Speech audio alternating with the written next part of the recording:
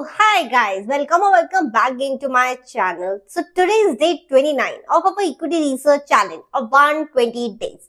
तो देखते ही देखते हम बहुत आगे आ चुके हैं और आज हम डिस्कस करने वाले हैं एनपीवी और आईआरआर के बारे में.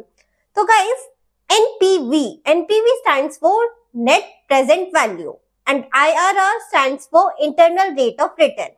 अब ये दोनों क्या होते हैं, हम इसको थोड़ा डीप में समझने की कोशिश करते हैं. ठीक है, एनपीवी का मतलब होता है total inflows minus total outflows. ठीक है, ये हम लोगों को कब काम में आता है यार, हम लोगों को कभी भी कोई भी डिसीजन बनाना पड़ेगा ना कि यार ये वाला एक प्रोजेक्ट है, इसमें मुझे इतने सारे पैसे डालने हैं और फिर फ्यूचर में जाकर मुझे इतनी सारी इनकम होने वाली है.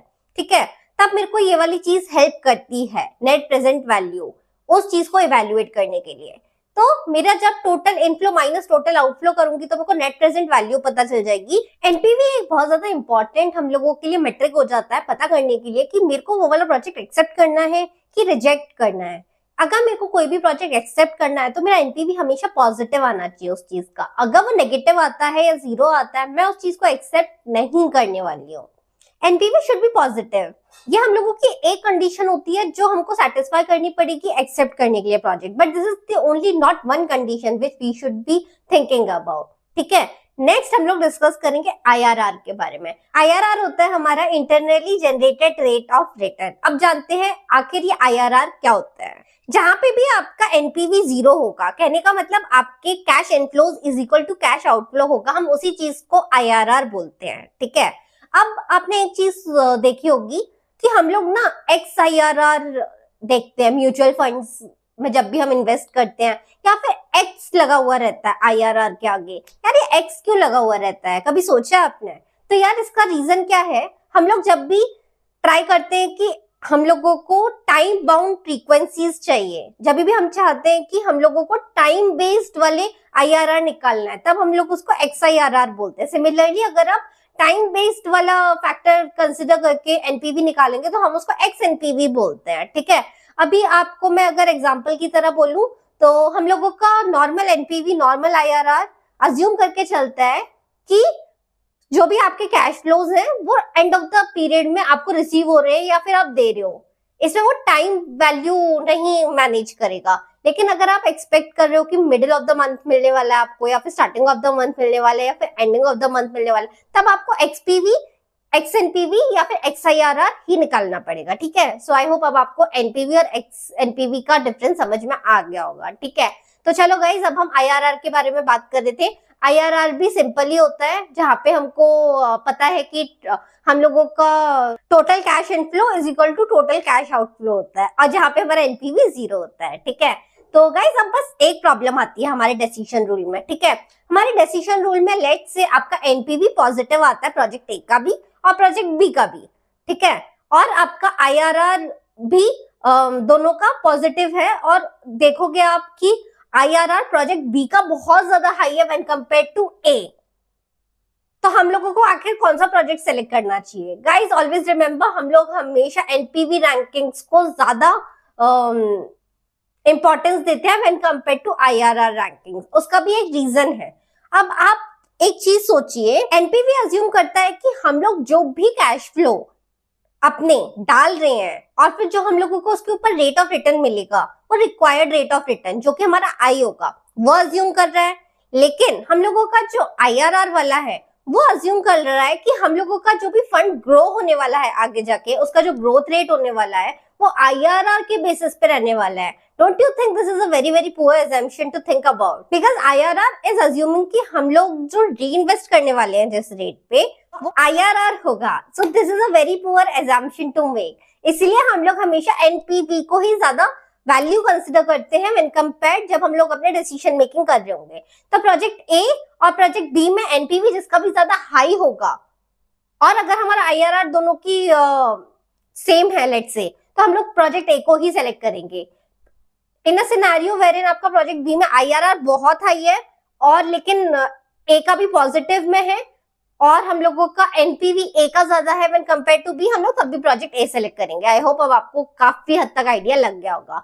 ठीक है गाइस, अब हम एक छोटा सा एग्जांपल डिस्कस कर लेते हैं and let's end this concept. तो guys as we can see in our example हम लोगों का 500 का कैश आउटफ्लो है और फिर ईयर 1 पे मुझे 100 रुपीज मिल रहे हैं, ईयर 2 पे मुझे 50 रुपीज मिल रहे हैं और ईयर 3 पे मुझे 400 रुपीज मिल रहे हैं। ठीक है, अगर मैं इसका एनपीवी निकालूं तो मैंने आपको पहले ही बताया था कैश आउटफ्लो माइनस इनफ्लो, यही होता है हम लोगों का। Wrong, inflow minus outflow, right. तो हम लोग इनफ्लो में हम लोगों का 100, 50, 400 और इस पे टीएमवी वैल्यू लगा देंगे तो हम लोगों का रेट 10% है लेट से, तो 100 बाय 1.0, 50 बाय 1 ऐसे कर देंगे और हम लोगों का आउटफ्लो माइनस 500 है ईयर 0 पे, तो हम लोगों का नेगेटिव 67.24 है। अब आप बताइए नेगेटिव 67.24 क्या हम इसे एक्सेप्ट करेंगे कि रिजेक्ट करेंगे? ठीक है, सिमिलरली अब हम इसी क्वेश्चन का आईआरआर निकालते हैं। 500 इज इक्वल टू, क्योंकि outflow equal to inflow, 500 equal to 100 by 1 plus R plus 50 by 1 plus R square plus 400 by 1 plus R cube. IRR आ गया आपका 3.83%। तो आई होप आपको अब कैलकुलेशंस करने आ गए होंगे एनपीवी और आईआरआर का। अब हम रिजेक्शन और एक्सेप्टेंस रूल एक बार स्क्रीनशॉट के थ्रू समझ लेते हैं। तो guys PV of inflow is greater than PV of outflow, तो हम लोगों का एनपीवी पॉजिटिव आता है, पॉजिटिव का मतलब एक्सेप्ट। सिमिलरली सेम कंडीशन को आप आईआरआर से अगर डिनोट करेंगे तो आपका IRR will be greater than the required rate of return. Similarly, PV of inflow equal to PV of outflow, NPV 0. और आप एक्सेप्ट करो रिजेक्ट करो, आप उन दोनों ही चीजों के बीच में इंडिफरेंट रहेंगे। IRR equal to RE. PV inflow is less than PV outflow, तो नेगेटिव है, रिजेक्ट करना है। Similarly, IRR will be less than your RE. ठीक है, always remember NPV and IRR always gives you the same accept reject decision.